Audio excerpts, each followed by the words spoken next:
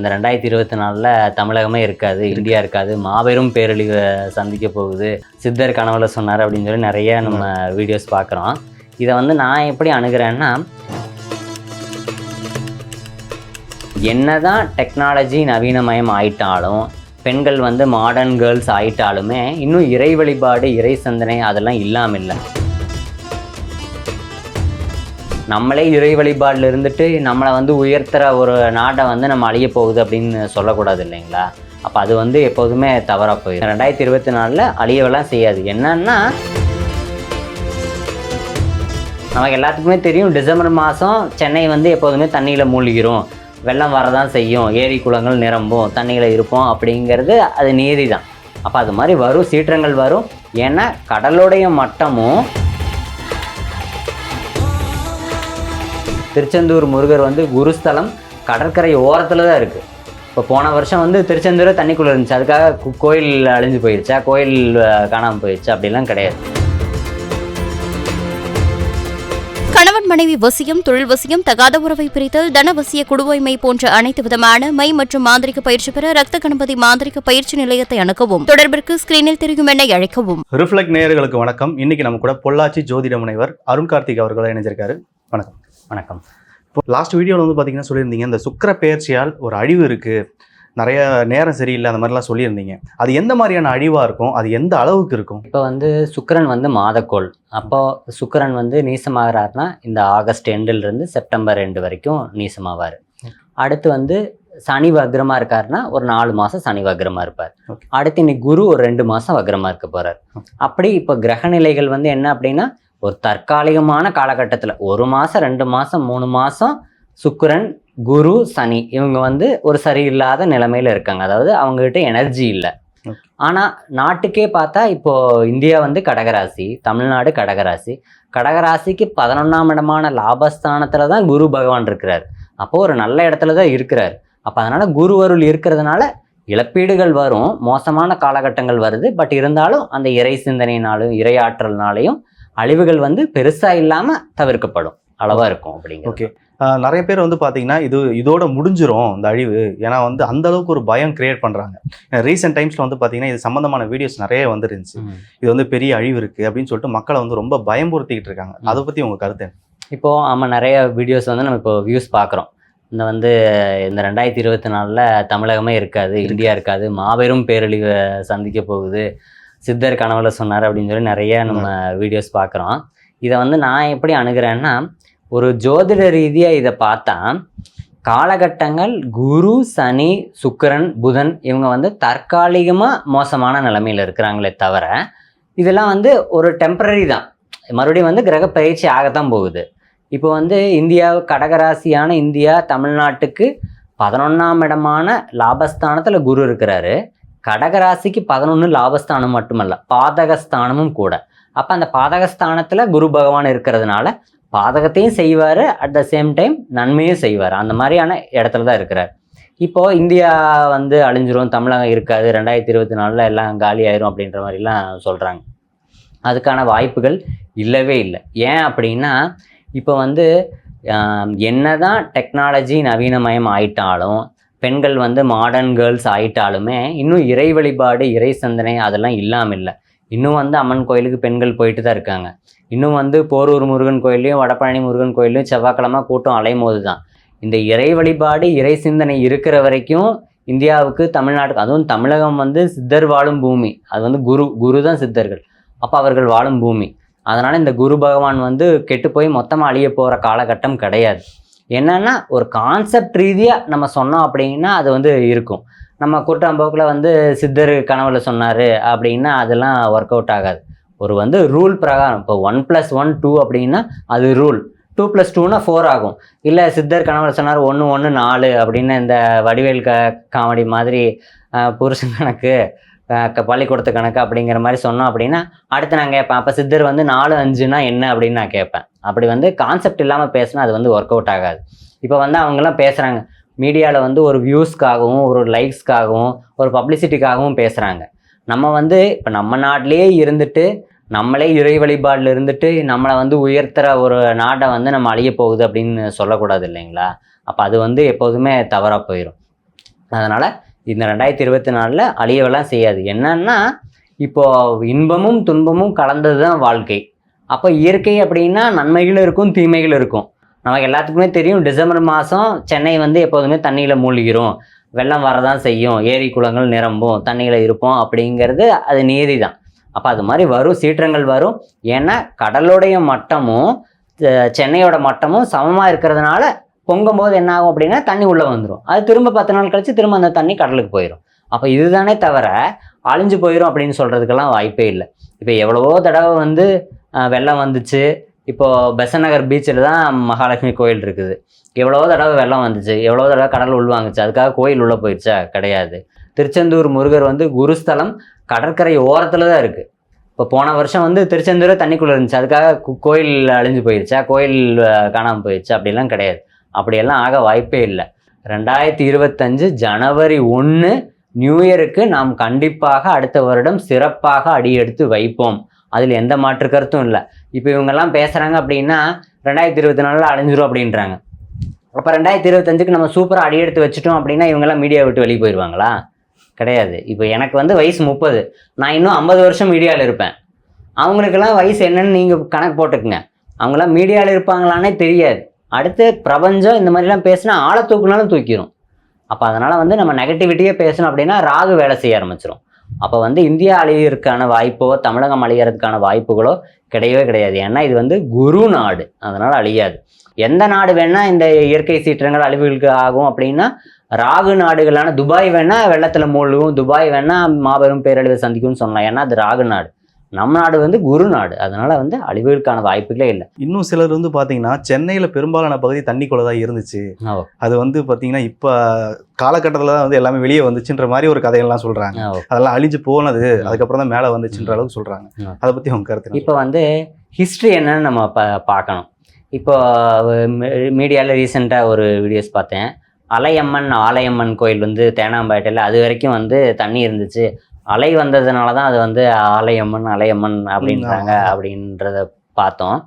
இப்போ வந்து தேனாம்பேட்டை வரைக்கும் அப்போ கடல் இருந்துச்சு, தண்ணி இருந்துச்சு அப்படின்னா அப்போ வந்து இப்போ சென்னை ஃபோர்ட்டு, அடுத்து சென்னை சென்ட்ரல் வெள்ளக்காரங்காலத்தில் கட்டினது வந்து 8th செஞ்சுரி. அப்போ 8th செஞ்சுரி நம்ம கட்டினா அப்படின்னா இப்போ அதெல்லாம் இருக்குது அப்படின்னா அப்போ தண்ணிக்குள்ளேருந்து தானாக மேலே வந்துச்சா? ஒன்று. அடுத்த 2வது திருவான்மையூரில் மருந்தீஸ்வரர் கோயில் கிபி 7ஆம் நூற்றாண்டு. அப்போ வந்து கட்டப்பட்ட கோயில். கோவளம் பீச்சில் இருக்கிற நரசிம்மர் கோயில் மிக பழமையான கோயில். அடுத்து பெசன்ட் நகரில் இருக்கிற கோயில். அப்போ இதெல்லாம் இப்போ பீச் ஓரத்தில் தான் இருக்குது, கடலுக்கு பக்கத்தில் தான் இருக்குது. 7ஆம் நூற்றாண்டு 7th செஞ்சுரி 8th செஞ்சுரியில் இருக்கப்பட்ட விஷயங்கள் இது. ஆனால் வந்து இப்போ அப்போ கடலெல்லாம் இருந்துச்சு அப்படின்னா இப்போ தானாக அது மேலே வந்துச்சா, இல்லை சென்னை சென்ட்ரலில் வந்து மேலே கொண்டு வந்து ஒட்ட வச்சாங்களா? அப்போ இந்த கோயில் வந்து தானாக வந்து மேலே வந்ததா, தண்ணிக்குள்ளேருந்து மேலே வந்ததாங்கிறதுக்கு கான்செப்ட். ஏன்னா இதெல்லாம் வரலாறு, இல்லைன்னு சொல்ல முடியாது. அந்த கோயில் வரைக்கும் தேனாம்பேட்டை வரைக்கும் தண்ணி இருந்துச்சு அப்படிங்கிறது இது குருட்டாம்போக்க யாரோ சொல்கிற கதைகள் தானே தவிர அந்த ஆலயம்மன் கோயில் எத்தனை வருஷத்துக்கு முன்னாடி வந்தது அப்படிங்கிற ஹிஸ்ட்ரி எடுங்க. ஹிஸ்ட்ரியில் பார்த்தா அது இல்லை. மருந்தீஸ்வரர் கோயில் ஹிஸ்ட்ரியில் இருக்குது, 7ஆம் நூற்றாண்டில் கட்டப்பட்டது, கல்வெட்டு இருக்குது, ஹிஸ்ட்ரி இருக்குது, ஆராய்ச்சிகள் இருக்குது, ஆர்கியாலஜிக்கல் டிபார்ட்மெண்ட்டில் எவிடன்ஸ் இருக்குது. அப்போ எவிடன்ஸ் இல்லாமல் நம்ம ஒரு கதையை சொன்னோம் அப்படின்னா அது நிற்காது. அப்போ அதனால் வந்து சென்னை என்னென்னா கடல் மட்டம் ஆல்டிடியூட் வந்து சென்னையோட சீ லெவலும் சென்னையும் வந்து ஒரே சமமட்டமாக இருக்குதானே தவிர இது வந்து சென்னையே தண்ணிக்குள்ளே இருந்து மேலே வந்துச்சு, கடல் உள்வாங்கிருச்சு அப்படிங்கிற கான்செப்ட்லாம் வந்து வெறும் கட்டுக்கதைகள். இன்னொரு விஷயம் வந்து பார்த்தீங்கன்னா நம்ம என்ன சொன்னாலும் இவங்க வைக்கிற சான்று இப்போ தனுஷ்கோடின்னு ஒரு நகரம் இருந்துச்சு, இப்போ இல்லாமலே போயிடுச்சு. அந்த மாதிரி வந்து தமிழ்நாட்டில் ஏதாவது ஒரு ஊர் வந்து மேபி சென்னையை கூட அது மாதிரி போயிடல வாய்ப்பு இருக்குது அப்படின்னு சொல்லிட்டு இருக்காங்க. அதை பற்றி நான் இப்போ தனுஷ்கோடி குமரிகண்டம் வந்து அழிஞ்சுது அப்படின்னா தனுஷ்கோடியில் வந்து எந்த கோயில்களும் இல்லை, எந்த வழிபாடுகளும் இல்லை. இப்போ வந்து அது ஒரு ஏரியா என்ன அப்படின்னா புண்ணிய பூமின்னு என்ன சொல்கிறான்னா ராமர் போனார், லக்ஷ்மணர் போனார், சீதை போனாங்க, அனுமார் போனாங்க, அதனால் அது ஒரு புண்ணிய பூமி. ஆனால் அங்கே வந்து கோயில்கள் கிடையாது தனுஷ்கோடியில். இப்போ தனுஷ்கோடிக்கு பக்கத்தில் ராமேஸ்வரம். தனுஷ்கோடி அழியும் போது ராமேஸ்வரம் அழிஞ்சிருக்கணும்ல, ராமநாத சுவாமி கோயில் அழிஞ்சிருக்கணும்ல, ஆனால் அதெல்லாம் இருக்குல்ல. அதனால் இறை வழிபாடு எங்கே இருக்கோ, கோயில்கள் எங்கே இருக்கோ, எங்கே இறை சிந்தனை இருக்கோ, எங்கே வந்து சாமி கும்பிட்டுருக்குமோ அங்கே வந்து அழிவுகள் வராது. சீற்றங்கள் வரும், ஆனால் மாபெரும் பேரழிவு அப்படிங்கிறதுக்கான கான்செப்டே கிடையாது. இப்போ வயநாடு அழிஞ்சது, வயநாடு ஏதாவது கோயில் அழிஞ்சுதா? கோயில் இடிஞ்சு போச்சு நம்ம ஏதாவது கான்செப்ட் பார்த்தோமா? இல்லை. அப்போ அதனால் சீற்றங்கள் வருமே தவிர ஆனால் மாபெரும் பேரழிவு இல்லாமல் போயிடும், அழிஞ்சு போயிடும் அப்படிங்கிறதுக்கான வாய்ப்புகள் இல்லவே இல்லை. ஓகே, இப்போ இந்த நேர காலங்கள் இந்த அடிப்படையில் வந்து பார்த்தீங்கன்னா சில கெட்ட நேரங்கள் வருது, அதுக்கப்புறம் அது திரும்பி மறுபடியும் நல்ல நேரமாக மாறுது, இந்த மாதிரி போய்கிட்டு இருக்கு. ஆனால் புராணத்தில் கலியுகம்னு சொல்லிட்டு ஒரு விஷயம் இருக்குது, அது எல்லாருமே நம்பக்கூடிய ஒரு விஷயம். அந்த கலியுகம் எப்போ நிகழும்? இப்போ வந்து யுகங்கள் வந்து மொத்தம் 4 யுகங்கள். 4வது யுகம் முடிஞ்சது, மறுபடியும் முதல் யுகம் தொடங்கும் அப்படின்ற மாதிரி தான் நம்பப்படுது. இப்போ நம்ம வந்து கலியுகத்தில் இருக்கோம். இப்போது திருவண்ணாமலை கோயில் பார்த்திங்கன்னா 4 யுகங்களாக இருக்கான். அப்போ கிருதயுகத்தில் அந்த திருவண்ணாமலை வந்து நெருப்பு மலையாகவும், திரேதா யுகத்தில் அது வந்து மாணிக்க மலையாகவும், துவாபர யுகத்தில் வந்து அது தங்க மலையாகவும், இந்த கலியுகத்தில் அது கல்மலையாகவும் இருக்குதாம். அப்போ அந்த கலியுகத்தில் அந்த தங்கமும் மாணிக்கமுமே கல்லாக மாறிடுச்சு. அப்போ அந்த மாதிரியான காலகட்டத்தில் இருக்கிறோம் நம்ம. அப்போது இந்த கலியுகம் இப்போ தான் தொடங்கியிருக்கு. கலியுகம் இப்போதைக்கு முடியாது, அது இன்னும் பல 100 கோடி ஆண்டுகள் இருக்குது. இந்த கலியுகத்தில் கல்கி அவதாரமும், மனிதனால் மனிதனுக்கே அழிவு. கல்கி அவதாரம்னா, கல்கிங்கிறது ஒரு சாமி கிடையாது, அது என்ன அவதாரம்னா மனிதனாலேயே மனிதனுக்கு அழிவு ஏற்படும் அவதாரம் தான் அது.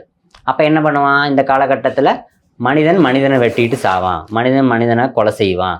அடுத்து வந்து கொடிய நோய், எய்ட்ஸ் நோய் எங்கேருந்து வருது? ஒரு மனிதன்கிட்ட இருந்தால் இன்னொரு மனிதனுக்கு வருது. எய்ட்ஸ் நோயை குணப்படுத்துறதுக்கு இது வரைக்கும் மருந்துகளே கண்டுபிடிக்கப்படலைங்கிறாங்க. அப்போது இந்த மாதிரியான கொடிய நோயே ஒரு மனிதன்கிட்ட இருந்து மனிதனுக்கு வருது. இந்த மாதிரி அழிவுகள் மனிதனாலேயே ஏற்படும் அப்படிங்கிறது தான் இந்த கலியுகம். இப்போ வந்து பார்த்தீங்கன்னா ஒரு தனி மனிதனுக்கு நேரம் சரியில்லை, கிரகச்சாரம் சரியில்லைன்னா வந்து பார்த்தீங்கன்னா சில வழிபாடுகள், சில சடங்குகள்லாம் இருக்குது, அதை செஞ்சு அவங்க நேரத்தை வந்து சரி பண்ணிக்கிறாங்க. இப்போ வந்து ஒரு ஊருக்கே வந்து பார்த்தீங்கன்னா அது கிரகம் சரியில்லை, அந்த ஊருக்கு வந்து இந்த மாதிரியோட ஆபத்து வரப்போகுது அப்படின்னு சொல்லும்போது அதை தடுக்கிறது ஏதாச்சும் பரிகாரங்களோ இல்லை ஏதாச்சும் வழிபாடுகளோ இருக்குங்களா? இப்போ வந்து ஒரு தனி மனிதனுக்கு வந்து ஜாதகம் வேலை செய்யும், அடுத்து வாஸ்து வேலை செய்யும், அதையும் தாண்டி 3வது விஷயம் கர்மா அப்படிங்கிறது வேலை செய்யும். இப்போ கும்பலாக வந்து மக்கள் இறந்து போகிறாங்கன்னா எல்லாத்துக்கும் ஜாதகம் சரியில்லாமையோ வாஸ்து சரியில்லாமையோ இருந்திருக்காது. கர்மா வேலை செய்யும். அந்த கர்மா ஒரு மனிதனிட்டிருந்து பக்கத்தில் இருக்கிற ஒரு மனிதனையும் தாக்கும். அப்போ அந்த கர்மா நம்மளை விட்டு போகணும் அப்படின்னா ஃபஸ்ட்டு வந்து நம்ம என்ன பண்ணணும்னா, மக்கள் நம்ம அழிவை நோக்கி போகாமல் நம்ம நல்லா இருக்கணும் அப்படின்னா முதல் வந்து மனிதநேயத்துடன் நடந்து கொள்ள வேண்டும். அப்புறம் இயற்கையின் சட்டதிட்டங்களுக்கு எதிராக நாம் எந்த செயலும் நாம் செய்யக்கூடாது. அடுத்து 3வது, கோயில் இருக்கிற வரைக்கும் நாட்டுக்கு அழிவில்லை. அதனால் எந்த ஒரு ஊர் இருந்தாலும் கோயில் இல்லா ஊர் பாழ். அப்போது கோயில்கள் அதிகம் கட்டுங்க, கோயில் அதிகம் புனரமைங்க, கோயில்கள் அதிகம் கும்பாபிஷேகம் பண்ணுங்க, இறை வழிபாடு, பிரதோஷமா சிவன் ராத்திரியா என்னென்ன விசேஷங்கள் வருதோ எல்லாத்துக்கும் இறை சிந்தனையை தேடுங்க, இறைவனை நாடுங்க. கோயில் வழிபாடுகள் நம்ம அதிகம் பண்ண அதுவே நம்மளை காப்பாற்றும். ஓகே, நீங்கள் வந்து கர்மாவை பற்றி சொன்னீங்க. கர்மாவை பற்றி வந்து பார்த்தீங்கன்னா ஒரு நிறைய பேருக்கு இருக்கிற கொஸ்டின், ஒருத்தர் செய்கிற கர்மா வந்து அந்த ஊரையே பாதிக்குமா அப்படின்ற. ஏன்னா வந்து இயற்கை சீற்றம்லாம் வருது, சிலர் வந்து ஒரு குறிப்பிட்ட நபர் வந்து இயற்கை சீன்றாங்க, இயற்கையில் இருக்க மிருகங்களே எதுவும் துன்புறுத்துறாங்க, அதுக்கு வந்து இயற்கை சீற்ற மூலியமாக அந்த இயற்கை வந்து பார்த்திங்கன்னா அந்த ஊரையே நாசம் பண்ணுது அப்படின்றப்போ அந்த ஒருத்தர் பண்ணுற தப்புக்கு வந்து அந்த கர்மா மொத்த பேரையும் பழி வாங்குமா அப்படி? ஓகே, இப்போ வந்து ஒருத்தர் வந்து ஒரு தப்பு பண்ணுறாங்க, அது வந்து எல்லாத்தையும் பாதிக்குமா அப்படின்னா அந்த தப்புக்கு மற்றவங்க துணை போனாங்கன்னா அது பாதிக்கும். அந்த தப்புக்கு துணை போகாமல் அந்த தப்பை தடுத்து நிறுத்துகிற செயல்லையும் அடுத்து மேலும் அந்த தவறு நடக்காமல் இருக்கிறதுக்கான விஷயத்த மற்றவங்க கூட இருக்கிறவங்களும் சார்ந்து இருக்கிறவங்களும் பண்ணாங்க அப்படின்னா அது வந்து அழிவதை கொடுக்காது. இன்னொன்று வந்து பார்த்தீங்கன்னா இப்போ 2026 அரசியல் நிறைய ஜோதிடர்கள் வந்து பார்த்திங்கன்னா அது சம்மந்தமான கருத்துக்கள் வந்து தொடர்ந்து சொல்லிக்கிட்டே இருக்காங்க. ஏன்னா இந்த காலகட்டம் வரைக்கும் அரசியலில் வந்து பெருசான மாற்றங்கள் எதுவும் கிடையாது, ஒரே மாதிரியான திருப்பி நடந்துக்கிட்டே இருக்கு. அப்படி இருக்கும்போது இந்த 2026 அரசியலில் ஏதாச்சும் மாற்றங்கள் நிகழ வாய்ப்பு இருக்கு? ஓகே, இதை ஆஸ் அன் அஸ்ட்ராலஜராக நான் வந்து கிரக ரீதியாக தான் அணுகிறேன். இப்போ 2026, இப்போ வந்து 2024 குரு பெயர்ச்சி, குரு பகவான் ரிஷப ராசியில் இருக்கிறார். 2025 மிதுன ராசிக்கு குரு பகவான் போவார். 2026 கடக ராசிக்கு குரு பகவான் போவார். கடகராசி வந்து தமிழ்நாடு கடகராசி, இந்தியா கடகராசி. அப்போ அந்த இந்தியா தமிழகம் அப்படிங்கிற இடத்துக்கு குரு பகவான் வர்றார். அப்போது இந்த குரு பகவான் என்ன பண்ணுறாரு அப்படின்னா, நாட்டுக்கு வரும்போது எப்போதும் வந்து ஜென்மகுரு ஆகாது. ஜென்மகுரு எப்போதும் லக்னத்திலேயோ ராசியிலேயோ குரு பகவான் வரக்கூடாது. அப்போது அந்த இடத்துக்கு குரு பகவான் வர்றாரு அப்படின்னா 2026 தமிழகம் மற்றும் இந்தியாவுக்கு இந்த குரு அப்படிங்கிற ஆட்சி, பொறுப்பு, தலைமை அப்படிங்கிற இடத்துல குரு பகவான் வர்றது அவ்வளவு சிறப்பான காலகட்டம் இல்லை. என்னதான் லக்னத்திலேயும் ராசியிலையும் குரு பகவான் திக்பலம் பெற்றாலும் அது ஒரு மாற்றத்தை கொண்டு வந்து தரும். அப்போ இந்த 2026 அரசியல்லையும் தலைமை பொறுப்புகள்லையும் அமைச்சகத்திலையும் நிறைய பின்னாடி இருக்கிற விஷயங்களும் டெக்னாலஜிலையும் நிறைய மாற்றங்கள் ஏற்படும். அதுவும் மாற்றங்கள் உடனே அடிக்கடி. ஏன்னா இந்த கடகராசிக்கு குரு வர்றது, குரு கடகத்தில் உச்சமும் வேற. அப்போ அந்த உச்சம் பெற்ற இடத்துக்கு வர்றாரு, 10க்கு திக்பலமும் பெறாரு. ஆனால் அந்த இடம் சரியில்லாத ஒரு இடமும் கூட. அப்போ இருப்பிடம் சரியில்லை, ஆனால் ஸ்ட்ராங்காக இருக்கிறார். அப்போ என்ன, ஆட்சி மாற்றம் வரும், நிறைய அரசியல் மாற்றங்கள் வரும். அதுவும் மாற்றங்கள் உடனே நடக்கும். அப்போ வந்து சீஃப் மினிஸ்டர்ஸ் பார்த்தா இமிடியேட்டாக 2-3 மினிஸ்டர்ஸ் மாறுவாங்க, பிரைம் மினிஸ்டர்ஸ் இமிடியேட்டாக மாறுவாங்க, ஜனாதிபதி மாறுறது, ஃபைனான்ஸ் மினிஸ்ட்ரி மாறுறது, அந்த மாதிரி அமைச்சகத்திலேயே உடனே நிறைய மாற்றங்கள் நிகழறதுக்கு உண்டான வாய்ப்புகள் வந்து இந்த 2026 அதிகமாக இருக்குது. ஓகே, பெரிய மாற்றம் வந்து பார்த்தீங்கன்னா இப்போ ரீசெண்டாக போயிட்டுருக்க ஒரு டாக்கு, விஜய் அவர்கள் வந்து பார்த்தீங்கன்னா தன்னுடைய கட்சி கொடியை வந்து அனௌன்ஸ் பண்ணிட்டு 2026 அவர் வந்து எலெக்ஷனில் நிற்க போகிறதா ஒரு அறிவிப்பும் கொடுத்துருக்காரு. ஸோ அவரோட அந்த அரசியல் வாழ்க்கைன்றது வந்து ஜாதக ரீதியாக அவருக்கு வந்து செட் ஆகுமா, அது எந்த அளவுக்கு அவருக்கு வெற்றியை கொடுக்கும்? இப்போது அவர் வந்து கட்சி கொடியை ரீசெண்டாக ரிலீஸ் பண்ணுறாரு, யானை அப்புறம் பூ இதெல்லாம் போட்ட இது. அவர் வந்து பின்னாடி வந்து இது ஒரு பிளானோட, அதாவது பக்காவாக இது வந்து ஆன்மீகம் மற்றும் ஜோதிடத்தை ரிலேட் பண்ணி. ஏன்னா யானை வந்து குருவின் வாகனம், அடுத்து மலர் வந்து சுக்கிரனின் பொருள். அப்போ வந்து இந்த சுக்கிரன், செவ்வாய், சூரியன், குரு, இந்த 4 காம்பினேஷனை பிளான் பண்ணி தான் அவர் வந்து தன்னுடைய கொடியை ரிலீஸ் பண்ணியிருக்கிறார். ஆனால் பின்னாடி இருக்கிற அவருடைய காலகட்டம், அது அவருடைய தசா புத்தி, அடுத்து வந்து என்னதான் இருந்தாலும் நிறைய வீட்டில் வந்து ஃபேமிலி சப்போர்ட் இல்லாமல், அதாவது தன்னுடைய மனைவி தான் மகாலட்சுமி, தன்னுடைய குழந்தைகள் தான் குரு. அப்போ இந்த சப்போர்ட் இல்லாமல் நிறைய எதிர்ப்புகளை சந்தித்து அவர் வந்து கட்சி ஆரம்பிச்சிருக்கிறாரு. வீட்டில் உள்ள சுக்கிரன் சப்போர்ட் இல்லாமல், வீட்டில் உள்ள குரு சப்போர்ட் இல்லாமல், வீட்டில் உள்ள சூரியன் சப்போர்ட் இல்லாமல் அவர் வந்து கட்சியை நடத்துகிறாரு, கொடி ரிலீஸ் பண்ணுறாரு, இதெல்லாமே பண்ணுறாரு. என்னதான் பின்னாடி அதுக்கு சப்போர்ட் இருந்தாலும் வீட்டில் உள்ள நபர்கள் சப்போர்ட் இல்லை அப்படின்னா அவரால் ஜெயிக்கிறது கஷ்டம். அதனால் அவருக்கு தன்னுடைய இல்லற சப்போர்ட்டும் தன்னுடைய வீட்டில் வந்து எப்போதும் சப்போர்ட் பண்ணாங்க.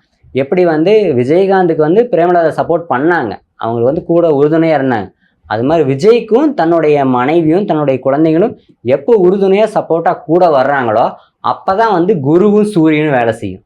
அப்போ சூரியன் வேலை செஞ்சாதான் ஆட்சி, தலைமை பொறுப்பு. அப்போ அப்படி வரணும். எப்படி நம்ம முதல்வருக்கு பார்த்தீங்கன்னா அவருடைய மனைவி வந்து சப்போர்ட் பண்ணுறாங்க. முதல்வர் பதவி இருக்கும்போது தன்னுடைய மனைவி துர்கா ஸ்டாலின் மேடமுக்கு வந்து கண்ணீர் வந்துருச்சு. ஆனால் இவருடைய விஜய் சாருடைய எல்லா விஷயத்துக்கும் அவருடைய ஃபேமிலி சப்போர்ட்டோ யாருமே வர்றதில்லை இல்லைங்களா? அப்போ எப்போ வந்து தன்னுடைய குடும்பம் தனக்கு சப்போர்ட் பண்ணுமோ அப்போ தான் வந்து ஒரு மனிதன் ஜெயிக்க முடியும். விஜயகாந்த் சாரை பற்றி சொன்னீங்க, ஆனால் அவர் வாழ்ந்த காலங்களில் வந்து பார்த்திங்கன்னா நல்ல கர்ம வினைகளை செஞ்சுட்டு வந்தவர். சரிங்களா? எங்கே கேட்டாலும் அவருக்கு ஒரு நல்ல பெயர் இருந்துச்சு. அவர் வந்து அரசியலுக்கு வந்தார். ஆனால் வந்தாலும் கடைசி காலம் வரைக்கும் அவரால் வந்து வெற்றிங்கிற ஒரு விஷயத்தை வந்து பார்க்கவே முடியல. ஒருவேளை இவருக்கும் வந்து அந்த நிலைமை வருமோ? இப்போ வந்து விஜயகாந்த் சாருடைய முன்ஜென்ம கர்ம வினை பயன் வேற, விஜய் சாருடைய முன்ஜென்ம கர்ம வினை பயன் வேற.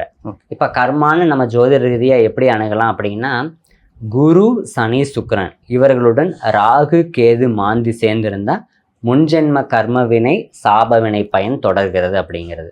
இப்போ விஜயகாந்த் சாருக்கு பார்த்தீங்கன்னா குரு சுக்கிரன் சனி இவங்களோட ராகு கேது மாந்தி வந்து கனெக்ட் ஆயிருந்துச்சு. ஆனால் விஜய் சாருக்கு தன்னுடைய ஜாதக கட்டத்தில் குரு சுக்கிரன் சனியுடன் ராகு கேது மாந்தி கனெக்ஷன் இல்லை. அப்போ அதனால் இவருக்கு அந்த மாதிரியான இழப்புகள் ஏற்பட வாய்ப்பில்லை.